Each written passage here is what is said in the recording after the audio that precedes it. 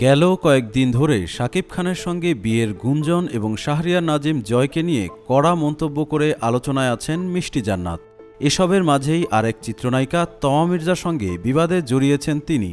আপত্তিকর মন্তব্যের কারণে ২৩ মে বৃহস্পতিবার সকালে মিষ্টির বাসায় আইনি নোটিশ পাঠিয়েছেন তমা মির্জা।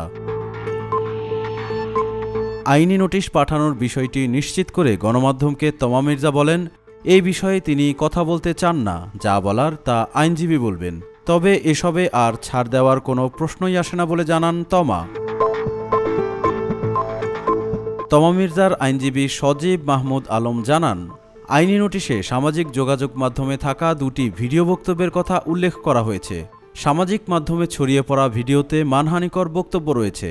নোটিশে বলা হয়েছে, এসব বক্তব্যে সাংবাদিক ও দেশের জনগণের কাছে তমা মির্জার সুনাম নষ্ট হয়েছে।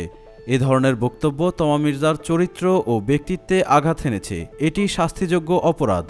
উদ্দেশ্যপ্রণোদিতভাবে ডিজিটাল মিডিয়ায় এসব মানহানিকর বক্তব্য হয়রানির উদ্দেশ্যে করা হয়েছে। এতে ১০ কোটি টাকার মানহানি হয়েছে। তাই নোটিশে ৭ দিনের মধ্যে জনসম্মুখে ক্ষমা চেয়ে ১০ কোটি টাকার ক্ষতিপূরণ দিতে বলা হয়েছে। এছাড়া পরবর্তীতে এ ধরনের মন্তব্য করা থেকে বিরত থাকতে বলা হয়েছে। অন্যথায় প্রয়োজনীয় আইনগত ব্যবস্থা নেয়ার কথাও বলা হয়েছে নোটিশে। আইনি নোটিশের বিষয়টি নিয়ে জানতে চাইলে গণমাধ্যমকে মিষ্টি জান্নাত বলেন, আমি এখনও আইনি নোটিশ হাতে পাইনি, আর তমা যে অভিযোগ এনেছে তা পুরোপুরি ভিত্তিহীন। আমি তার নাম উল্লেখ করে কোথাও কিছু বলিনি।